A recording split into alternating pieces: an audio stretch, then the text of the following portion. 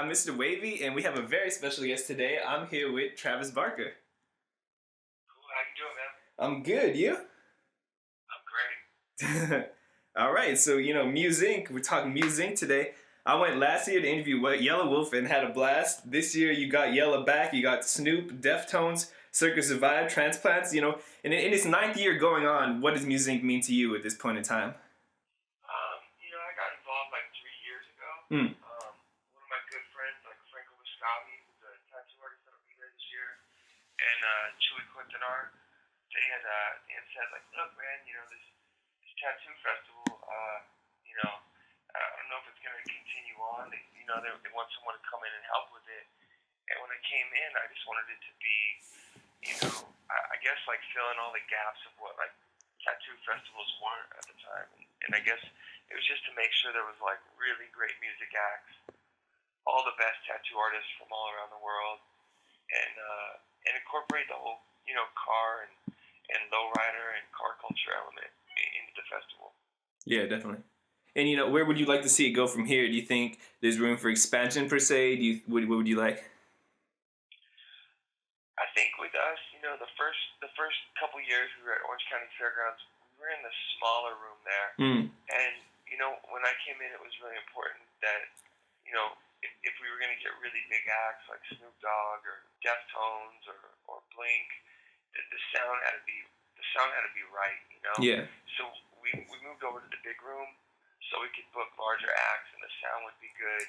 And I think that was the first step in producing a better event, and then just making sure the whole experience from beginning to end was great. So this year, like, if you just want to go to the tattoo part of the convention, you could just go to the tattoo part of the convention, or if you just want to be at the music part, you can just buy tickets to go see Snoop or Deftones or Taking Back Sunday, and then everyone can enjoy the car part of it. Yeah, definitely. That seemed like one of the cooler additions to it. I really liked how it looked going in last year. It was just a breeze. Yeah, what's cool is like this year, like I think Snoop's gonna bring down some cars. I'll have some cars there. That's great. And you're performing on the Friday as well, correct? Yeah, I start rehearsals tomorrow with Transplants and then Yelawolf as well. That's great. That's great. Yeah, it'll be fun, man. So let's talk a bit about some of the projects you have right now. We like to do a question for if you had one word to describe this project, what would it be? And I was wondering if you had one word for RAWTHER, the mixtape with Asher Roth and Nottz, one word for Madman, the single with Pitbull, Robin Thicke, and Joe Perry, and of course, Out of Control with Yella. The one with RAWTHER is just, for people that don't know, it's with Asher Roth and Nottz. Yeah. I would say raw. It's just, anyone who don't know who Nottz is, he probably produced all of your favorite rappers' beats, and you have no idea. He's like, especially West Coast MCs. Yeah, he's great, and a sick MC. Yeah, he's dope. So that had actually we had started that years ago, and it finally came out this year. So I was stoked. We filmed a little visual for it, but. Yeah, man, that was a really, really fun project to be a part of. Mm. And then what about Badman? Badman, I would say Wipeout. It's like modern day Wipeout on the drums. It's so unorthodox. Like Ricky Reed produced that. I loved the idea of it once I heard it because it was like surf drums with like this crazy jazzy bounce, and then Joe Perry. Yeah, definitely. Guitar players of all time playing guitar on it. Pitbull, who's like, Mr. Worldwide himself. I've always loved his music and appreciated what he did. And then Robin Thicke. It was just a really cool collab, and I think it was perfect for the Grammys. They always put like those really, collaborations together that you would never think of. Yeah. Yeah, which you've been a part of before as well. Yeah, first time I did the Grammys, it was myself, Eminem, Lil Wayne, and Drake, and then the time before that, it was Chuck D, Z-Trip, Cool J, and Z-Trip. Yeah, that was dope. they always put the dopest collaborations together. Yeah, for sure. And last but not least, Out of Control with Yella. Super funky. You know, like I couldn't have. You know, that beat came about because we were filming Push 'Em. For anyone who's familiar with our Psycho White EP, I was playing that beat that basically became Out of Control at the video. He was like, "What are you playing? What is that?" And I was like, "I'm just fucking around on the drums. It's just whatever beat I thought of." And he's like, "Dude, that's incredible. I want to rap over that." and then bring it up to speed now, like that basically became Out of Control.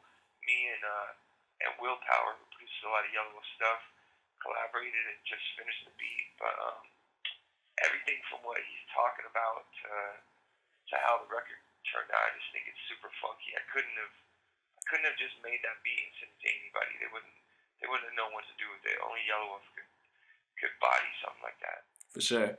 And on the topic of Psycho White, is there a sequel on the way, or is that just more a freebie?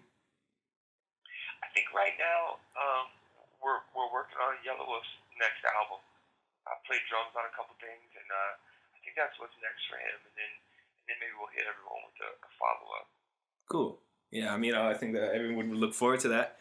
In the meantime, though, there's a new Blink on the way. I think one of my favorite things of being at Musink last year was seeing those T-shirts. Who the fuck is Skiba? Yeah. The famous F. And since he's joined the band, how would you say the dynamic has changed in particular? What are some of the ups or some of the downs? To be honest, there really haven't been any downs.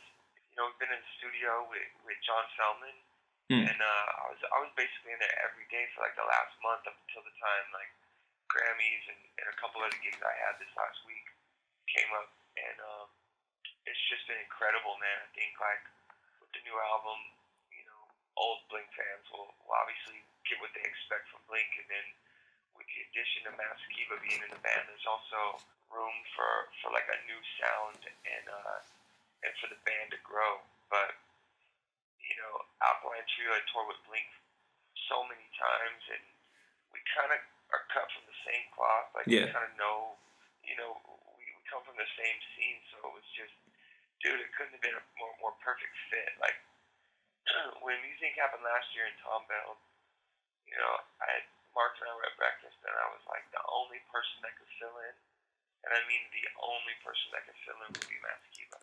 Were you guys thinking of just going back to maybe like plus 44 if he wasn't going to accept, or what? Now, from this point out, it was going to be Blink-182. Yeah. It's like you got two of the three band members, and one has basically tapped out and is just being extremely difficult and just won't compromise.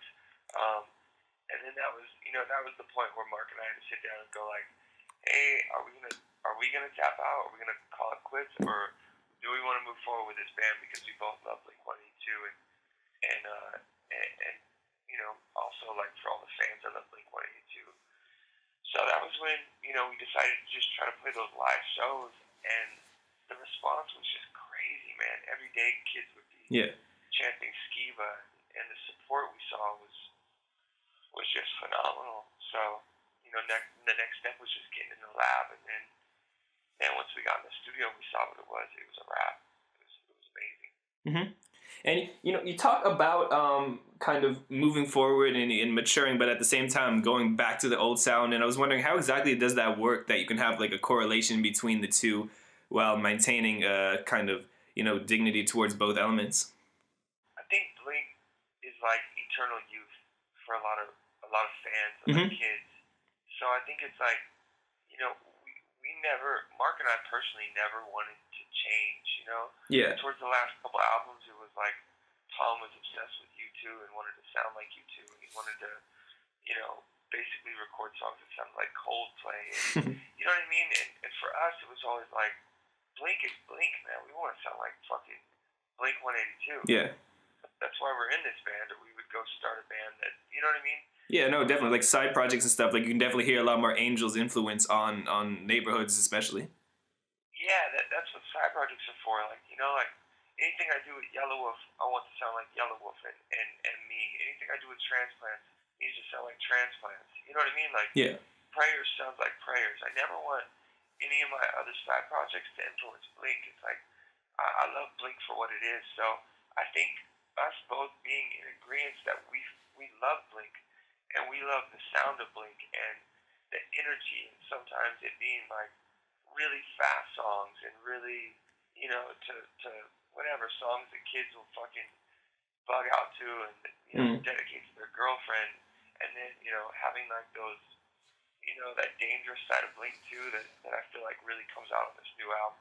Yeah. I think it's just I think it's touching on everything that Blink-182 is and it's been over the last 20 years is what will make a really great Blink-182 album now. Oh, I'm glad to hear that, man.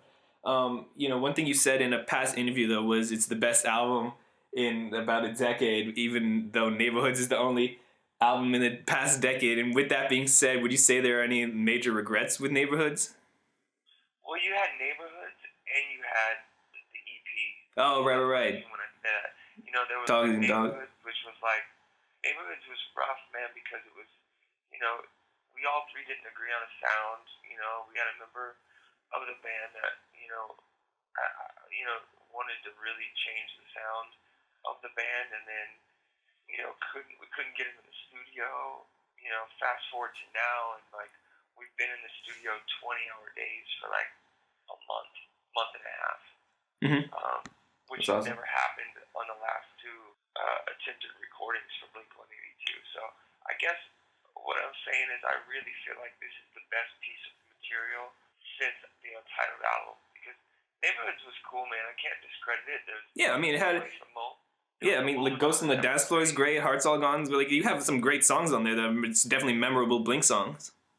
Yeah, and then I feel like there was some on there that were misses. And right now we're stuck with a really great problem. Is we have like 26 songs that we did with John Feldman, and we have to pick like 12, and we want to like tear each other's heads off because no one can agree on what 12.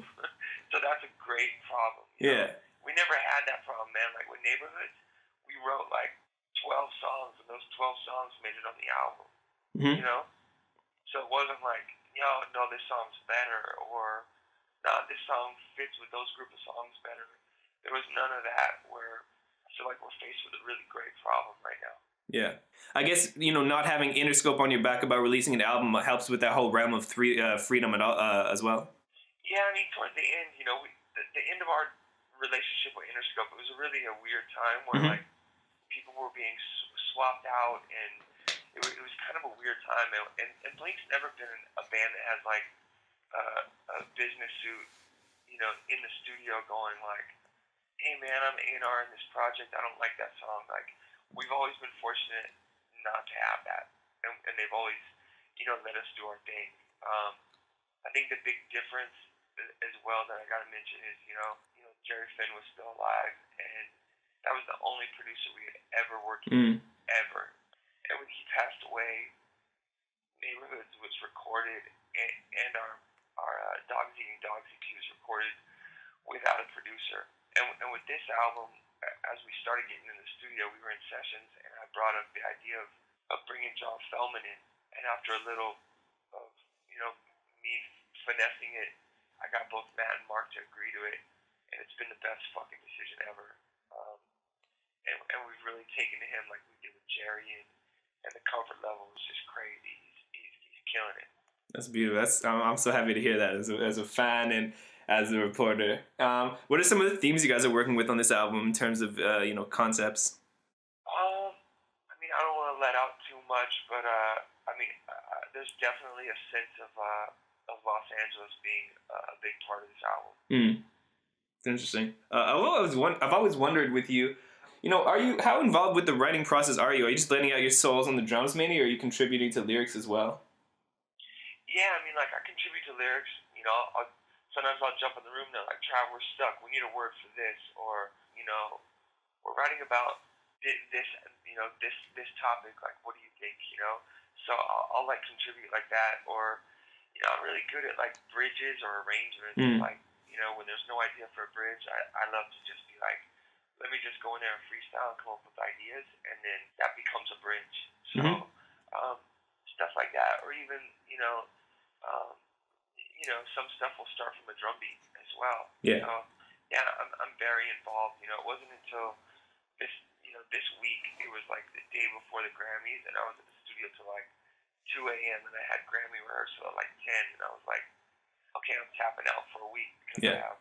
And then Fallon the next day. Yeah, I had Fallon the day after Grammys, and then I had my residency in Vegas, then Aaron Style, and then Yo Gotti on Jimmy Kimmel last night. So it was the first time I tapped out of the Blink album, and then I had this surgery today, but I'm going back right after. I have transplants rehearsals tomorrow, and then I'm back in. Fucking monster, man. Yeah, that's amazing. I've been busy, man. Blessed, though. Good for you. Do you feel like there's more to prove with this Blink album? I think there was some inconsistency with Neighbourhoods and with Dogs Eating Dogs, and it was hard to explain to fans. And all I could do is, apologize for the inconsistency. And, we play a tour, and we go through a massive run in Europe and promise an album, and it would never happen. And it was out of Mark and myself's hands, Yeah. We couldn't do anything. So with me, it's like, I have this urgency to show people, like, we're fucking back. Things are great now, and this is a great fucking album. You know? No doubt. No doubt. We always like to end with this one question. We've asked it to everyone from Yelawolf, Tech9, Charlie XCX, and now it's coming back to you, Travis. What is the meaning of life? The meaning of life is I think simply to like do what you love and love what you do. I think that's when you find pure happiness. Like that was my key to happiness. Financial situation or financial gains weren't involved. It was like, I love playing the drums. I love playing music. I don't care if I'm dirt ass poor. That's what I want to do with my life. Yeah. So, whatever happened is a symptom of that. It's all gravy now, but I guess that's my 2 cents. And that's a good answer for you also, because that's so synonymous with both, the punk and Los Angeles lifestyle. Yeah, for sure. And with the Blink album, once it's complete, can we expect touring anywhere? Can we? What's the plan for later next year? Yeah, expect a single top of the summer and then a tour as well. Very nice. Travis, thank you so much for your time. We got Musink March 4th to 6th, Blink later this year. Thank you so much, man. It means a lot. Yeah, man. Thank you